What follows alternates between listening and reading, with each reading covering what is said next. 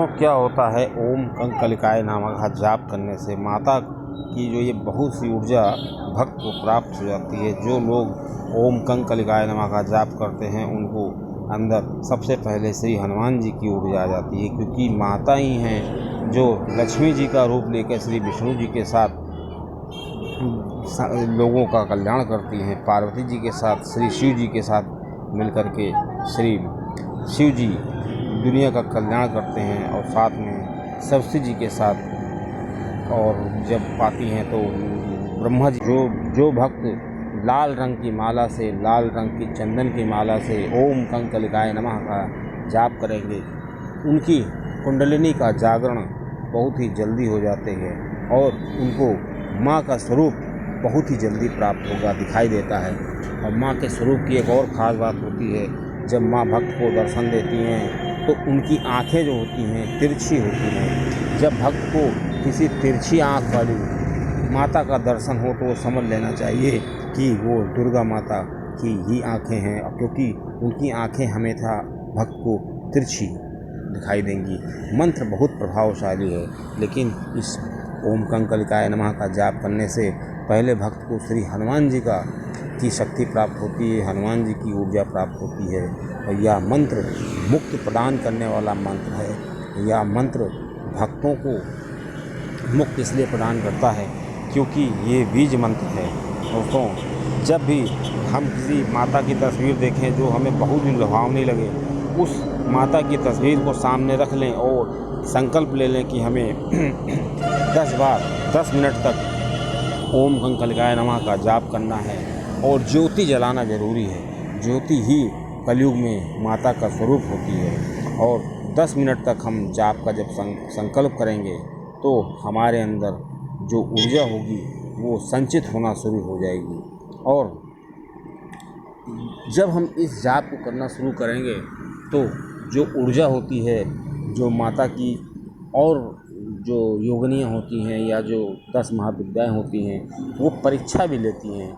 क्योंकि जब भी हम कोई शुभ कार्य करते हैं तो बाधाएं ज़रूर आती हैं, क्योंकि माता तो कभी परीक्षा नहीं लेती है भक्तों की, लेकिन उनके साथ जो योगिनियाँ होती हैं वो भक्त की परीक्षा लेती हैं।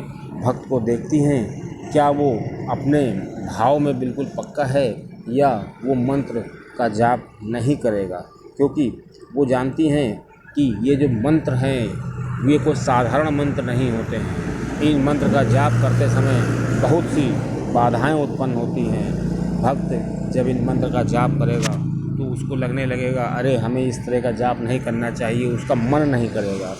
लेकिन फिर भी अगर भक्त के अंदर लगन होगी तो वही माता उसकी जो है मदद करने लगती है और भक्त की कुंडलिनी जागरण हो जाती है। और भक्त की कुंडली इस प्रकार जागृत होती है कि भक्त जो है पूरी तरीके से अपने आप को ऊर्जावान महसूस करता है। और 10 दिन के अंदर भक्त को वो सभी चीज़ें प्राप्त हो जाती हैं। उसके अंदर पूरा ब्रह्मांड समाया होता है और उसको इस 10 मिनट के जाप से पूरे ब्रह्मांड का प्यार मिल रहा होता है, सोसाइटी में सम्मान मिल रहा होता है, कॉन्फिडेंस मिल रहा होता है। तो क्यों ना इस मंत्र को करें, क्योंकि इस मंत्र को जाप करने से भक्त को वो सभी चीज़ें प्राप्त हो जाती हैं जिसकी वो आशा करता है और भक्त की कुंडलिनी का जागरण हो जाता है।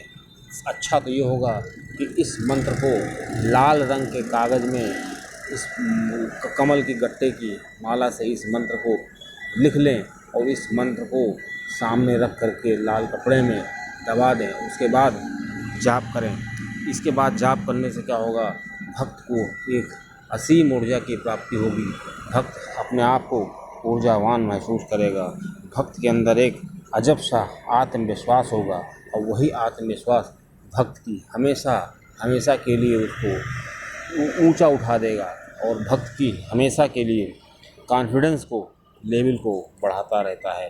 दोस्तों, ये जो भक्त होते हैं जो भी इस मंत्र का जाप करते हैं उनको इतनी ऊर्जा का एहसास होगा कि हम उसको एक्सप्लेन नहीं कर सकते, क्योंकि इस मंत्र में बहुत ऊर्जा होती है और इस मंत्र की ऊर्जा को सबसे पहले निकालना सबसे ज़्यादा इम्पॉर्टेंट होता है। कि सबसे पहले जाप करने से इस मंत्र की ऊर्जा भक्त को मिलने लगती है। लेकिन जब ये ऊर्जा मिलती है तो भक्त को ये ध्यान रखना चाहिए कि इस ऊर्जा को संचित करने के लिए भी उसके पास एक ऐसा पात्र होना चाहिए जहाँ पे वो संचित कर सके। मतलब कि इस मंत्र को करने के लिए किसी भी प्रकार की दीक्षा की ज़रूरत नहीं होती है। अगर भक्त दीक्षा लेकर के करता है तो उसको और भी अच्छा प्राप्त होता है, क्योंकि जब कोई गुरु दीक्षा देता है तो गुरु की जिम्मेदारी हो जाती है कि अगर भक्त ऊर्जा को नहीं संभाल पा रहा है तो गुरु का कर्तव्य बनता है कि वो भक्त की ऊर्जा को संभाले। और ऐसा भक्त करते भी हैं, क्योंकि जब भक्त जान जाते हैं कि हमारा जो चेला है ये ऊर्जा को नहीं संभाल पाएगा तो वो ऊर्जा उन्हीं के पास संचित हो जाती है। कुल मिला के जब भक्त दीक्षा ले लेता है तो उसकी वो जिम्मेदारी बन जाती है कि वो ऊर्जा को किसी भी तरीके से अपने आप में संचित करे।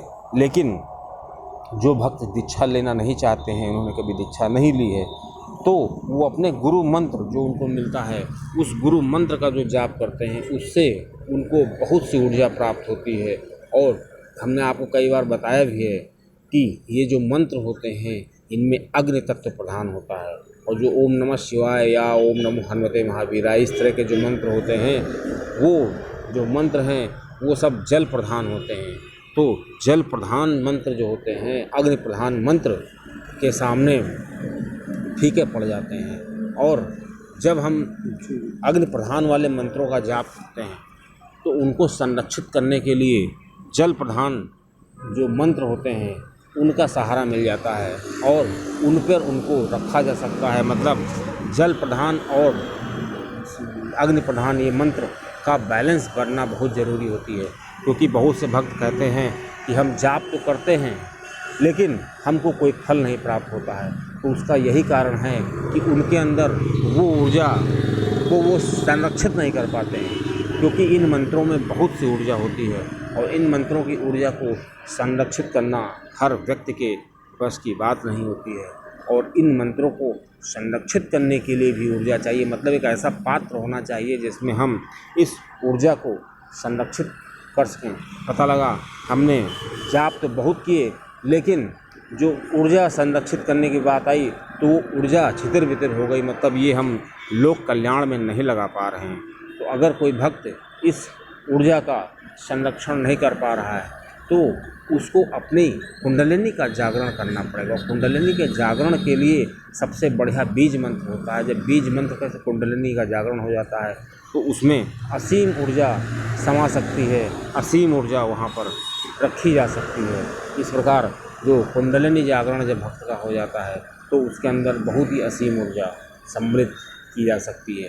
तो इसलिए कुंडलिनी जागरण बहुत ही ज़रूरी है। और एक बार जब कुंडलिनी जागरण हो जाता है तो भक्त के अंदर बहुत बड़े बदलाव आने लगते हैं। उसके अंदर डिसीजन लेने की क्षमता, उसके आत्मविश्वास की क्षमता बहुत ही बढ़ जाती है और वो दुनिया में उसके अंदर किसी भी प्रकार का भय नहीं रह जाता है, क्योंकि माता रानी की कृपा उसके साथ होती है। इस प्रकार जो भक्त श्री ओम दुम दुर्गाय नमः का जाप करते हैं तो उनके अंदर एक असीम ऊर्जा आ जाती है और वो असीम ऊर्जा भक्त को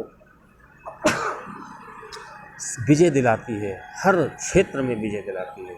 और यहाँ तक कि जब भक्त अपने घर में होता है, घर के आसपास होता है, वहाँ पर भी उसको ऊर्जा प्राप्त होती रहती है। दोस्तों, ओम दुम दुर्गाय नमः का जो जाप करते हैं भक्त, उनके अंदर जो ये ऊर्जा होती है ये ऊर्जा एक असीम ऊर्जा होती है और भक्त चाह कर भी इस ऊर्जा का बखान नहीं कर सकते हैं। क्योंकि जब कोई भक्त इस जाप को करता है तो उसके अंदर बहुत ही व्यापक ऊर्जा आ जाती है और भक्त को चाहिए कि इस ऊर्जा को किसी भी तरीके से संरक्षित करना चाहता है, उसको रोकना चाहता है, तो उसका एक ही उपाय है कि उस ऊर्जा को किसी में लगाए, किसी ऐसे जन साधारण के विकास के लिए लगाए, लोगों के कल्याण के लिए लगाए। दोस्तों, माता की सवारी भी आती है। जिन भक्तों के ऊपर माता की सवारी आती है, वो भक्त जब इस जाप करते हैं तो उनका शरीर हिलने लगता है और इस कंपन से ही लगता है कि उनको ऊर्जा प्राप्त हो रही है, उनको ऊर्जा प्राप्त हो रही है। अब भक्तों को लगेगा, जब वो स्वप्न में देखेंगे तो बहुत ऊंचाई से गिर रहे होंगे या झरना देखेंगे, पानी का स्रोत देखेंगे। ये सभी निशानियां जो होती हैं भक्त के जो कुंडलिनी जागरण की शक्तियाँ होती हैं, और ये कुंडलिनी जागरण की शक्तियाँ कोई साधारण शक्तियाँ नहीं होती हैं। ये भक्त को वो ऊंचाई दिला देती हैं जो भक्त चाहता है, और भक्त को वो सारी ऊर्जा, वो सारी चीज़ें प्राप्त हो जाती हैं जिनकी वो कामना करता है।